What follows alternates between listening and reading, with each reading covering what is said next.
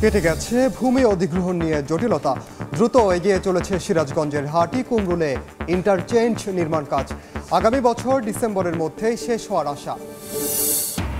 দ্বিতীয় দফায় উপজেলা নির্বাচনের ডামাডোল। রাজশাহী বিভাগে লড়বেন 215 প্রার্থী। শেষ মুহূর্তেই প্রচার প্রচারণায় ব্যস্ততা। যোগ্যদের বেছে নিতে চান ভোটাররা। এবং জ্যৈষ্ঠের প্রথম দিনে রাজশাহীর গুটি আম নামানো শুরু। বড় গাছে ফলন কম আর টানা দাবদাহের প্রভাব বাগানে। কাঙ্ক্ষিত উৎপাদন নিয়ে শঙ্কায় কৃষি বিভাগ।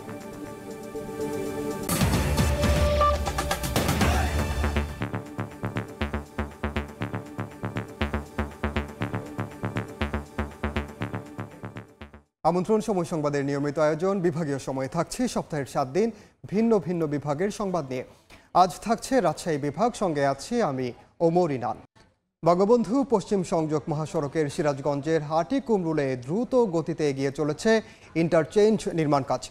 মাঝখানে ভূমি অধিগ্রহণ নিয়ে কিছু জটিলতা সৃষ্টি হলেও তা নিরসন করে এখন পুরো দমে চলছে কর্মযজ্ঞ। প্রকল্পের বেশিরভাগ পিলার বসানোর কাজ শেষের পথে। পুরো প্রকল্পের কাজের অগ্রগতি 25%। 2025 সালের ডিসেম্বরে এই ইন্টারচেঞ্জ নির্মাণ শেষ হবে বলে জানিয়েছেন প্রকল্প ব্যবস্থাপক। অমৃত সেনের ছবিতে রিঙ্কু কুণ্ডর রিপোর্ট। উত্তরবঙ্গের প্রবেশদ্বার সিরাজগঞ্জের হাটিকুমরুল গোলচত্বর মহাসড়ক। পরিচিত গুরুত্বপূর্ণ এই স্থানটিতে সারি সারি পিলার জানান দিচ্ছে হাটিকুমরুল ইন্টারচেঞ্জ নির্মাণের কর্মযজ্ঞ। মহাসড়কের ঢাকা পাবনা, ঢাকা রাজশাহী ও ঢাকা বগুড়া মহাসড়কের প্রতিটি লেনে ইন্টারচেঞ্জের পিলার নির্মাণ শেষের পথে। প্রকল্পের একদিকে যেমন পিলার নির্মাণ চলছে, অন্যদিকে সমানতালে এগিয়ে চলেছে গার্ডার নির্মাণ কাজ। মাঝপথে 1 বছর ভূমি অধিগ্রহণে কিছু জটিলতা সৃষ্টি হলে তা নিরসন করে এখন পুরোদমে চলছে নির্মাণযজ্ঞ। বেশিরভাগই পাইলের কাজ শেষ হয়ে গিয়েছে। মাটির কাজের অগ্রগতি আছে প্রায় 70 এবং পিয়ার ক্যাপ, পাইল ক্যাপ এগুলো নির্মিত হচ্ছে। তো আশা করা যায় ডিসেম্বর 2025-এর মধ্যে আমরা এই কাজ শেষ করতে পারবো। প্রকল্পটি বাস্তবায়ন হলে মহাসড়কের যানজট নিরসনের পাশাপাশি কমবে সড়ক দুর্ঘটনা বলে মনে করেন পরিবহন সমিতির নেতারা।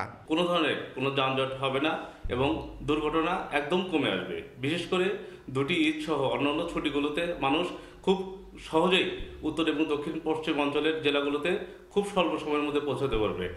আধুনিক মানের এই ইন্টারচেঞ্জের মাধ্যমে এই অঞ্চলে ব্যবসা বাণিজ্যে অগ্রগতির পাশাপাশি দেশের অর্থনীতিতে গতি সঞ্চার হবে বলে জানান প্রকল্প সংশ্লিষ্টরা। ইন্টারচেঞ্জটি নির্মিত হলে সাধারণ মানুষের যান চলাচলের পাশাপাশি আমাদের যে ব্যবসা বাণিজ্য এগুলো আরও বহুলাংশে বেড়ে যাবে। প্রায় 743 কোটি টাকা ব্যয়ে ইন্টারচেঞ্জটি নির্মাণ করছে China railway construction bridge engineering company নামে চীনা ঠিকাদারি প্রতিষ্ঠান। রিঙ্কু কুণ্ডু, সময় সংবাদ, সিরাজগঞ্জ। উপজেলা নির্বাচনের খবর। রাজশাহী বিভাগে জমে উঠেছে দ্বিতীয় ধাপের উপজেলা পরিষদ নির্বাচন। বিভাগের 7 জেলায় চেয়ারম্যান, ভাইস চেয়ারম্যান ও মহিলা ভাইস চেয়ারম্যান পদে 215 জন প্রার্থী প্রতিদ্বন্দ্বিতা করছেন। শেষ সপ্তাহের প্রচার প্রচারণায় ব্যস্ত প্রার্থী সমর্থকরা। সাইফুর রহমান রকির রিপোর্ট।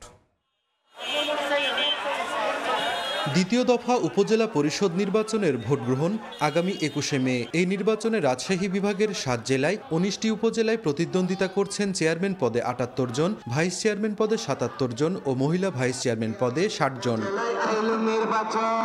ভোটের আর মাত্র 6 দিন বাকি থাকলেও প্রচার প্রচারণার সময় আরও কম, তাই শেষ মুহূর্তে জনসংযোগে ব্যস্ত প্রার্থী সমর্থকরা। ব্যাপক সাড়া পাচ্ছে এবং মানুষ একটি পরিবর্তন চায়, মানুষ নতুন নেতৃত্ব চায়।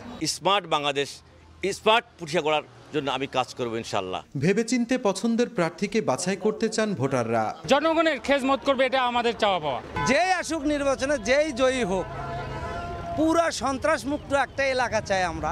এদিকে অবাধ ও সুষ্ঠু নির্বাচনের লক্ষ্যে সব প্রস্তুতি শেষ করার কথা জানিয়েছে নির্বাচন কর্মকর্তা। দ্বিতীয় পর্যায়ে এই 3টি উপজেলাও সকল বাহিনীর সহযোগিতায় সার্বিকভাবে নির্বাচন সুষ্ঠু, সুন্দর এবং গ্রহণযোগ্য হবে।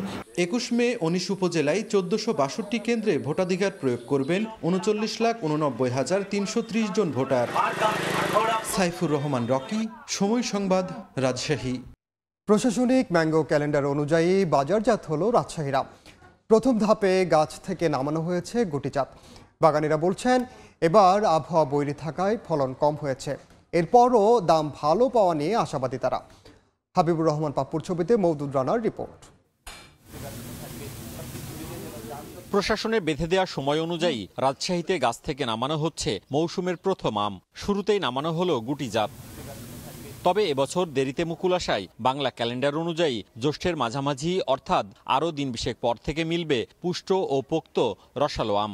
এজন্য অধিকাংশ বাগানে এখনো চলছে পরিচর্যা। খরার প্রবণতার কারণে আম একটু কম আসছে, পোকার আক্রমণ অনেক বেশি, এর জন্য আমরা পরিচর্যা করছি এখন। আর চাহিদার তুলনায় উৎপাদন কম হওয়ায় এবার আমের দাম কিছুটা চড়া হবে ইঙ্গিত বাগানীদের। আম ভালো দামে বিক্রি হবে।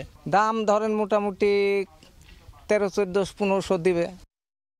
বিশেষজ্ঞরা বলছেন ভালো আম পেতে ক্রেতাদের ক্যালেন্ডার সম্পর্কে সচেতন হতে হবে। যেহেতু ধারাবাহিকভাবে আসে বা পাকে, এই জন্য সময়গুলো ধারাবাহিকভাবে বুঝে সুঝে বেঁধে দেওয়া হয়। কৃষি বিভাগের তথ্য মতে এবছর জেলায় 19,602 হেক্টর জমিতে 2,60,315 মেট্রিক টন আম উৎপাদনের লক্ষ্যমাত্রা ধরা হয়েছে। মওদুদ রানা, সময় সংবাদ, রাজশাহী। নওগাঁর পশুর হাটগুলোতে সবচেয়ে বেশি বিক্রি হচ্ছে মাঝারি আকারের দেশি ষাঁড়। মূলত ওইসব হাট থেকে গরু কেনেন ব্যাপারীরা। এই মুহূর্তে জেলার মাতাজি হাটে আছেন সহকর্মী এবার রকি। গরু বেচা কেনার আরো খবর জানতে সরাসরি যাচ্ছি তার কাছে। কুরবানির ঈদ আসতে এখনো প্রায় হাতে সময় রয়েছে 1 মাসের উপরে। এর মাঝে কিন্তু কুরবানির এই কিনা বেচার জন্য যে গরুগুলো প্রতিপালন করে থাকেন খামারিরা, তারা কিন্তু প্রথম পর্যায়ে কিছুটা গরু হাটে তুলে থাকেন এবং এখন যে গরুগুলো হাটে তারা নিয়ে এসেছেন ব্যাপারী বা এখানে যারা খামারি, তারা আসলে মাঝারি জাতের ষাঁড় গরু তারা এই হাটগুলোতে তুলেছেন এবং এই ষাঁড় গরুগুলো কিন্তু আবার কিছুদিন প্রতিপালন করেন এখানে যারা ব্যাপারী, তারা কেনার জন্য বা তুলেছেন হাটগুলোতে এবং এই প্রায় 1 মাসের সময় রয়েছে। এই সময়ের মধ্যে প্রতিপালন করার পর কিন্তু এই গরুগুলো পরের ঠিক ঈদের 10 দিন বা 7-8 দিন আগে আবার তুলবেন। এই ক্ষেত্রে কিছুটা তারা বাড়তি একটা মুনাফা করে থাকেন এবং এই লক্ষ্যে হাটগুলোতে আমরা দেখছিলাম যে গত দিন যত আসছে গিয়ে কুরবানির, তত কিন্তু হাটে এই গরুগুলোর আমদানি বা সরবরাহ কিন্তু তত বাড়ছে এবং ক্রমান্বয়ে ক্রেতার উপস্থিতিও বাড়ছে এবং দূর দূরান্তের ব্যাপারীরা কিন্তু এই মাঝারি জাতের যে ষাঁড় গরু 100 কেজি 120 কেজি ওজনের ষাঁড় গরুগুলো তারা এই সময়টাতে জেলে একটু দেখতে নাদুস নুদুস সেই গরুগুলো তারা কিনে থাকেন এবং পরে কিন্তু আরেক দফা খাওয়ানোর পরে আবার নতুন করে হাটে তুলবেন। তো আজকের হাটে আমরা যে চিত্রটি দেখছিলাম, 100 কেজি ওজনের একটি গরু এখানে দর হাঁকা হচ্ছে 65 থেকে 68,000 বা প্রকারভেদে 70,000 টাকা। ব্যাপারীরা বলছেন এখন পর্যন্ত যে দর, এই দরটি একটা প্রথম পর্যায়ে একটা স্বাভাবিকতার মধ্যে রয়েছে, তবে প্রত্যাশিত দর কিন্তু আরো 10 থেকে 12 বা 15 দিন পর তারা একটা নতুন করে আবার দর হাঁকবেন এবং তখন কিন্তু তাদের দিক থেকে একটা লাভ লোকসানের একটা হিসাব কষে বাজারে কিন্তু গরু আবার তোলা হবে। তবে এই জেলায় গরুর যে পরিধি বা পরিসংখ্যান বলছে, এখানে জেলা প্রাণী সম্পদের অফিসের তথ্য মতে জেলায় কিন্তু গরুর প্রতিপালনের হার বেড়েছে। গত বছরের যে প্রাণী সম্পদের অফিসের হিসেব মতে জেলায় প্রায় 68,500 গো খামার রয়েছে, যেখান থেকে প্রায় 22.5 লক্ষ গরু কিন্তু প্রতিপালন করা হচ্ছে। এর মধ্যে শুধুমাত্র কুরবানির ঈদকে ঘিরে 7,50,000 গরু এই প্রতিপালন করা হয়েছে। এই গরুগুলো কিন্তু ঠিক এখন থেকে ঈদের আরো 7 দিন বা 8 দিন আগ পর্যন্ত এই গরুগুলো এই কুরবানির হাটে তুলবেন, বেচা কিনা করবেন এবং দরের যে বিষয়টা আমরা দেখছিলাম, তাতে কিন্তু এখন পর্যন্ত যে দর রয়েছে এই দরটি প্রকৃত দর নয়, তবে কেনা বেচার প্রাথমিক পর্যায়ের এই দরে কেনা বেচার অনেকটা সন্তোষ প্রকাশ করছেন যারা খামারি। তো আগামীতে আরো দরদাম একটু বাড়তে পারে। এই ছিল নওগাঁর গরুর হাটের সার্বিক খবর আমার কাছে। সরাসরি যুক্ত ছিলাম নওগাঁয়। জলদস্যু মুক্ত হয়ে ফেরা এমভি আবদুল্লাহ জাহাজের 23 নাবিকের বাড়িতে বইছে আনন্দের জোয়ার। দুপুরে অর্ডিনারি সিম্যান মোহাম্মদ জয় ফিরে আসেন নাটোরের বাঘাতিপাড়ার সালাইনগরে গ্রামের বাড়িতে। তাকে ফুল দিয়ে বরণের পাশাপাশি তৈরি করা হয়েছে বিশেষ খাবার। অপেক্ষারত ছোট্ট সন্তানসহ বাবা মা, স্বজন ও এলাকাবাসীর মুখে ফুটেছে হাসি। এর আগে ভোরে স্বজনদের সঙ্গে মিলিত হন সিরাজগঞ্জের নাজমুল হক হানিফ। কামারখন্দের চর নূরনগরে বাড়িতে পৌঁছানোর সঙ্গে সঙ্গে আনন্দ ছড়িয়ে পড়ে পরিবারে। কর্মসংস্থান বাড়ানোর লক্ষ্যে নাটোরে নির্মাণ করা হচ্ছে চলনবিল স্মার্ট সিটি। এরই মধ্যে শেষ হয়েছে প্রকল্পের 20 ভাগ কাজ। সিটির একাংশে নির্মিত Sheikh Kamal IT training and incubation সেন্টারে চলতি বছরের জানুয়ারি থেকে প্রশিক্ষণও শুরু করেছে আইসিটি মন্ত্রণালয়। শিগগিরই আরও নতুন প্রশিক্ষণার্থী সুযোগ পাবেন সফটওয়্যার ভিত্তিক খাতে দক্ষ হতে। আলমামুনের পাঠানো তথ্য ও রকুনুজ্জামানের ছবি নিয়ে রিপোর্ট। চলনবিলের মাঝে বিশাল কর্মযজ্ঞ, নির্মাণ করা হচ্ছে বড় বড় অবকাঠামো। বেকার সমাজকে দক্ষ জনশক্তিতে রূপান্তরিত করার লক্ষ্যে নাটোরের সিংড়ায় চলছে চলনবিল স্মার্ট সিটির নির্মাণ কাজ। এরই মধ্যে শেষ হয়েছে প্রকল্পের 20 ভাগ কাজ। এমনকি সিটির একাংশে নির্মিত Sheikh Kamal IT training and incubation সেন্টারে চলতি বছরের জানুয়ারি থেকে 4টি বিষয়ের উপর প্রশিক্ষণও শুরু করেছে আইসিটি মন্ত্রণালয়। প্রথম পর্যায়ে বিনামূল্যে প্রশিক্ষণ নিচ্ছেন 300 জন। এই ট্রেনিংটা করছি কারণ আমি আমার সংসারের পাশে দাঁড়াতে চাই। এখান থেকে আমরা অনেক কাজ শিখলাম, আর যার মাধ্যমে আমরা অনেক টাকা ইনকাম করতে পারবো। ফ্রি টাইম পার করার জন্য এখানে ট্রেনিং করতেছি, পড়াশোনার পাশাপাশি নিজের ইনকাম নিজে করতে পারবো এই জন্য।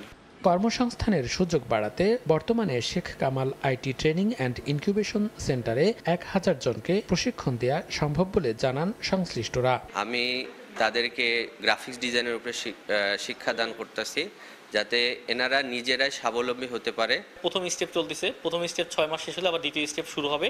এভাবে পর্যায়ক্রমে ট্রেনিং চলতে থাকবে। আশা করি সামনে এই ট্রেনিং শেষ হতে হতে এরা আরও একটা ভালো জায়গায় ভালো স্থান পাবে এবং আরও দক্ষ অর্জন করবে। 2030 সালের মধ্যে এই সিটি থেকে প্রতি বছর 20,000 প্রশিক্ষণার্থীর কর্মসংস্থানের সুযোগ করে দেওয়ার আশ্বাস আইসিটি প্রতিমন্ত্রীর। আমাদের প্রায় সহস্রাধিক তরুণ তরুণী তারা ফ্রিল্যান্সিং এর ট্রেনিং পাবে এবং কর্মসংস্থানের ব্যবস্থা করতে পারবে। এবং আমাদের যে নলেজ পার্ক সহ আমাদের টেকনিক্যাল ট্রেনিং সেন্টার এবং টেকনিক্যাল স্কুল অ্যান্ড কলেজ, সেটারও নির্মাণ কাজ কিন্তু শেষ হয়েছে। 15 একর আয়তনের চলনবিল স্মার্ট সিটিতে থাকবে একটি হাইটেক পার্ক, একটি কারিগরি স্কুল অ্যান্ড কলেজ, একটি মিনি স্টেডিয়াম ও একটি আধুনিক সিনেমা হল। প্রকল্পের ব্যয় ধরা হয়েছে প্রায় 400 কোটি টাকা। সময় সংবাদ, নাটোর। এবার জেনে নেব রাজশাহী বিভাগের গত সপ্তাহের আলোচিত ঘটনা। 9 মে ভোরে পাবনার ঈশ্বরদীর মোলাডুলি কচুরিয়াতে বুড়িমারি এক্সপ্রেস ট্রেনের একটি বগি লাইনচ্যুত হয়। খবর পেয়ে ঈশ্বরদী থেকে উদ্ধারকারী ট্রেন এসে বগিটি উদ্ধার করে।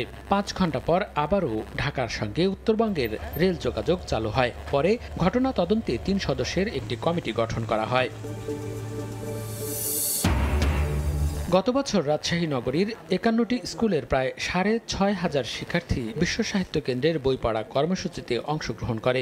10 মে রাজশাহীর শিল্পকলা একাডেমির এক অনুষ্ঠানে রাজশাহীর বিজয়ী 2212 জন শিক্ষার্থীকে পুরস্কৃত করা হয়। অনুষ্ঠানের 4টি পর্বে 1660 জন শিক্ষার্থী সরাসরি মঞ্চ থেকে এবং 552 জন শিক্ষার্থীর পক্ষে সংশ্লিষ্ট বিদ্যালয়ের শিক্ষক পুরস্কার গ্রহণ করেন। বিভাগীয় সময়ের শীর্ষ সংবাদগুলো জানিয়ে দিচ্ছি আরেকবার। কেটে গেছে ভূমি অধিগ্রহণ নিয়ে জটিলতা, দ্রুত এগিয়ে চলেছে সিরাজগঞ্জের হাটিকুমরুলে ইন্টারচেঞ্জ নির্মাণ কাজ। আগামী বছর ডিসেম্বরের মধ্যেই শেষ হওয়ার আশা। দ্বিতীয় দফায় উপজেলা নির্বাচনের ডামাডোল, রাজশাহী বিভাগে লড়বেন 215 প্রার্থী। শেষ মুহূর্তের প্রচার প্রচারণায় ব্যস্ততা, যোগ্যদের বেছে নিতে চান ভোটাররা। এবং জ্যৈষ্ঠের প্রথম দিনে রাজশাহীর গুটি আম নামানো শুরু, বড় গাছে ফলন কম আর টানা দাবদাহের প্রভাব বাগানে, কাঙ্ক্ষিত উৎপাদন নিয়ে শঙ্কায় কৃষি বিভাগ।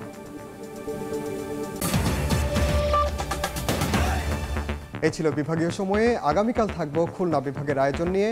এরপর আন্তর্জাতিক সময়ের সঙ্গে থাকবেন সহকর্মী ইমদাদুল হক। ইনান, আপনাকে ধন্যবাদ। আন্তর্জাতিক সময় নিয়ে ফিরছি কিছুক্ষণ পর, সঙ্গে থাকুন সময়ের।